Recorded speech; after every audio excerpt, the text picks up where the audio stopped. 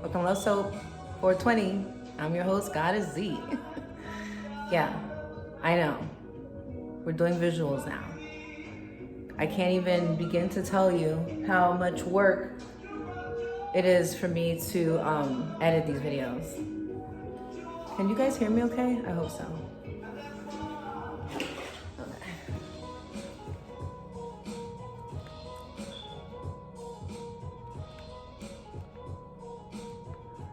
I'm like my own DJ and podcaster. And yeah, that's my radio. Love Soap Radio playing in the background. So, see? All right. Welcome, guys. I did everything I could to try to plan this out properly. I did everything I could so that I could try to do the right setup. It just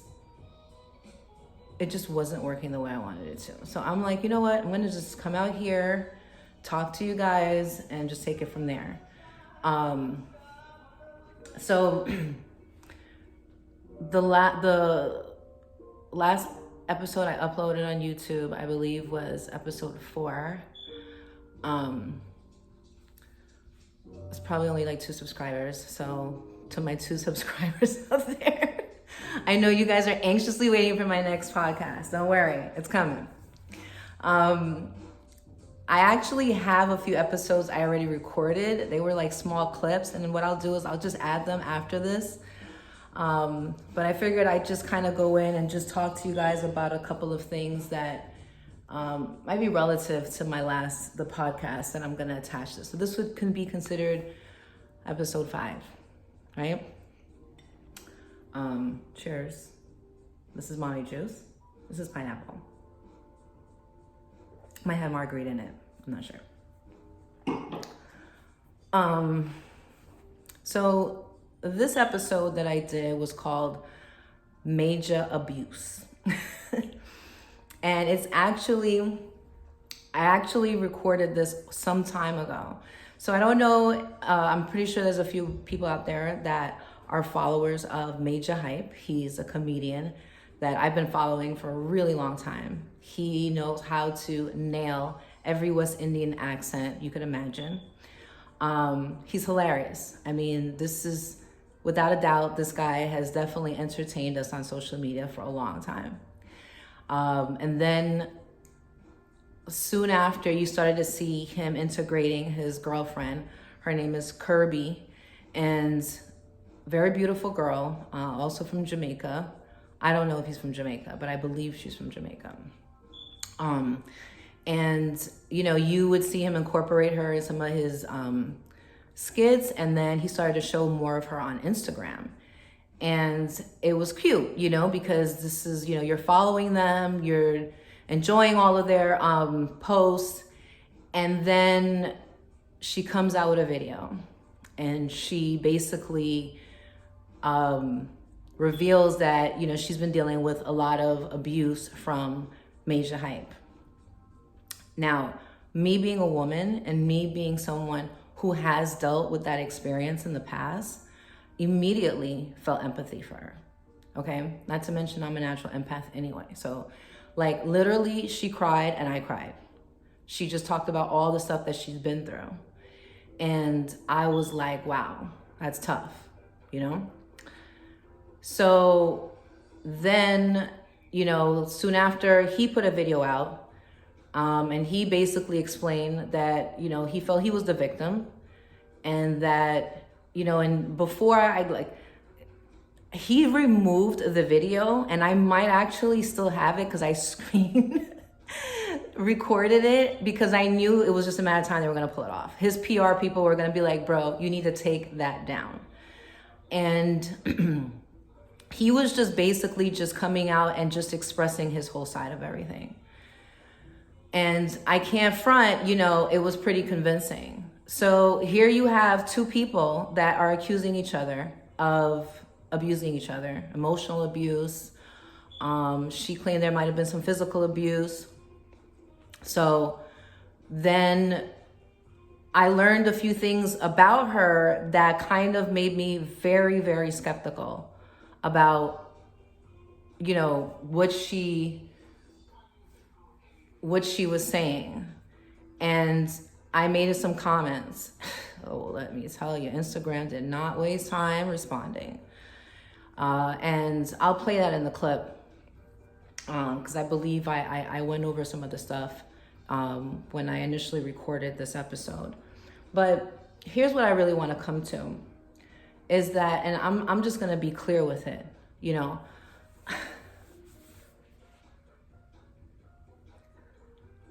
I can't tell you how much, and I'm going to try to say this without being emotional, how much it tears my soul when I see genuine, authentic women genuinely doing the best they can to deal with someone in a relationship, and only to get incredibly abused through the process. And there's so much videos now about narcissists and empaths and how, you know, these two are just basically an entanglement together, right? And I didn't even really know about people being narcissists until I was already out of my marriage. Like, I left because I knew something was fucking off. I couldn't find the words, didn't know narcissism, didn't know anything about that. Just knew that something is off, you know? But I know that there are a lot of women out there that really make it look bad for other women because they're taking advantage of men, using them for money, robbing them, doing all kinds of crazy stuff. These were all the stories that I hear. Yes, a lot of it's stories I hear because these were things I was just never engaged in. You know, I was raised by a very strict Haitian mother. And if you're Haitian out there, you know what I'm talking about. You know what I'm saying? Maman pa jou bagay sa at all. So it was like I had to walk a straight path. Now, you know, when I became a teenager and I realized, wait a minute, you know, I want to be a little risque, I want to have more fun, I was all for it. But I didn't realize that there was, you know, even some people, even some of my friends, I didn't even know that some of them were a lot shadier than I expected. Didn't know that. I would be the first one to like defend anybody. But despite the fact that there are a lot of bad apples, without a doubt, men, women, but there's some good ones. Not everybody's fucked up. There are women out there that genuinely are trying. You know what I'm saying? They're like, oh, wow, I want to make a difference. I grew up in a single family home. I saw my mom struggle. I knew that when I got in a relationship, that wasn't going to be me. I didn't want to go through that. I see how much it stressed her out. I didn't want to go through that. I was like, no, I don't care what it is, what I have to go through. I'm going to stick this marriage out. Man, but you know what they say? Life is what happens when you're busy making other plans. And boy, did life happen. Woke my ass up. And yeah, really put me on to a lot of stuff. But you know what? The bad situations that I was in are the challenges I needed to really face myself and ask myself, like, am I strong for this? Am I built for this? Like, how much can you take?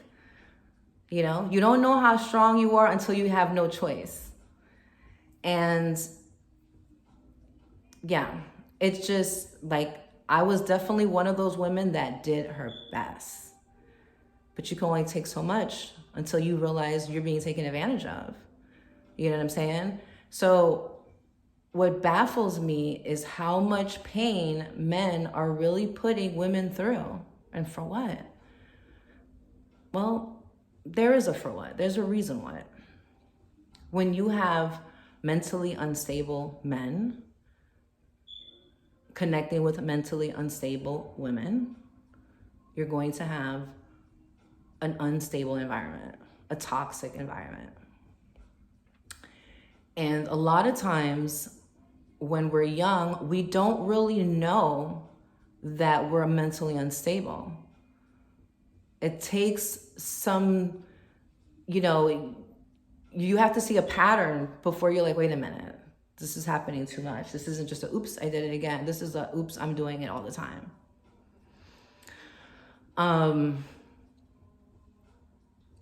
But we need to be very honest with what it is that we want.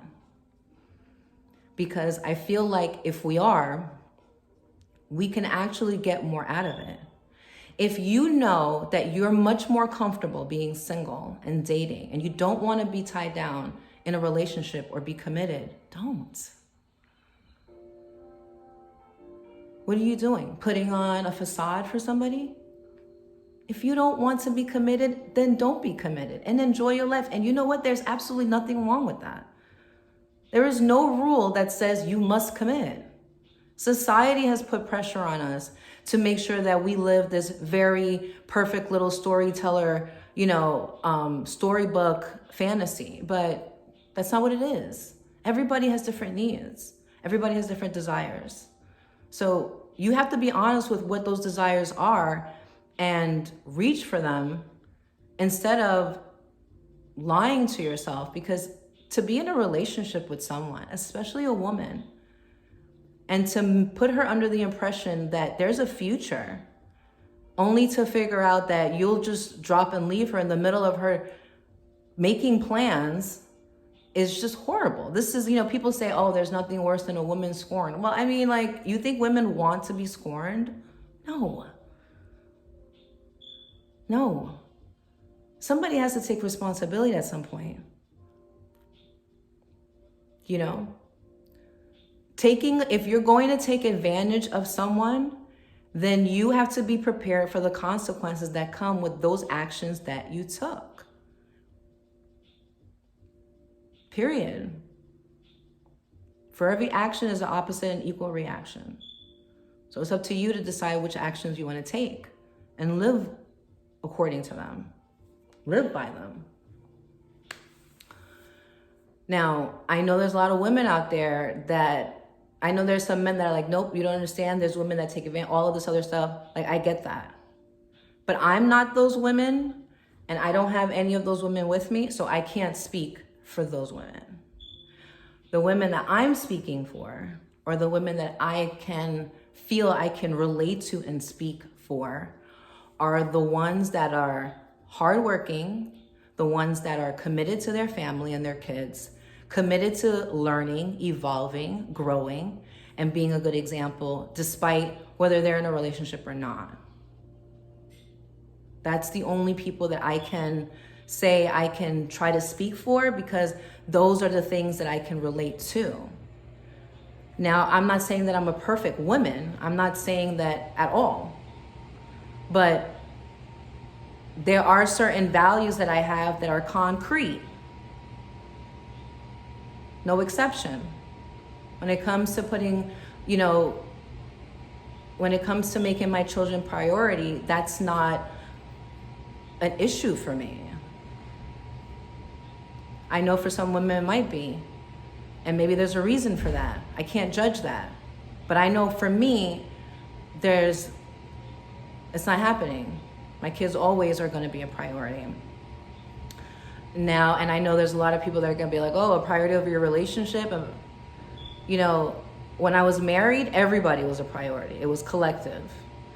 When I was no longer married and it was just me and my children came first. Unless I met someone who, definitely put themselves in a position where, they can be part of the first priority or whatever, but nobody stepped up to that plate.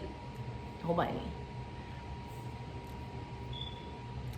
I'm digressing. There's so much I want to tell you, but I got to put it in the other video so that you can understand how it's related.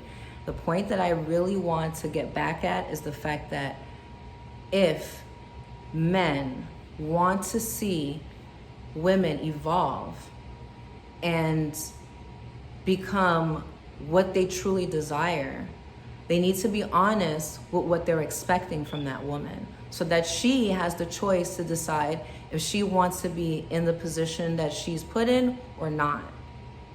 Because anything else is just destructive. Destructive to the relationship, ultimately destructive to people that are related to that relationship, and destructive to society in general, because people are seeing this and they're like, what the hell's going on? Like, we have to be the change we want to see. I do not think that anybody should move forward in a relationship once the relationship has crossed the line into abuse. There is no second chance for abuse. The moment you are with someone that pushes you to the limit where you have to be violent, or you have to be verbally, abusive, or emotionally abusive, or you have to just be belligerent in any way, it should be a relationship you move back from. It's not normal. We've normalized dysfunctional relationships, especially in the past. We should not normalize this. It's not a fantasy to be in a healthy relationship. It's something that can actually happen. But it requires everyone to take accountability for who they are, what they want, and what they're going to do to reach for that. And how honest are they willing to be with their partner? You'd be surprised how many women would be completely open with certain things when it came to men, as long as they were honest about it. Because you can't fault someone for being honest. But you can totally judge them and hate them and despise them and resent them when they do something other than what they promised or what we expected them to be. All right. So now that I finished all that, and so much more to say, but we're going to finish with this. I'm going to go ahead, I'm going to add the Majah Hype audio that I initially put together, because there was some other information that I included about that, which was, it was a while ago, but it was unfortunate. I don't think he's posted since then. I'm not sure about if the Kirby did, but we'll see. Anyway, thanks you guys for tuning in. Until next time.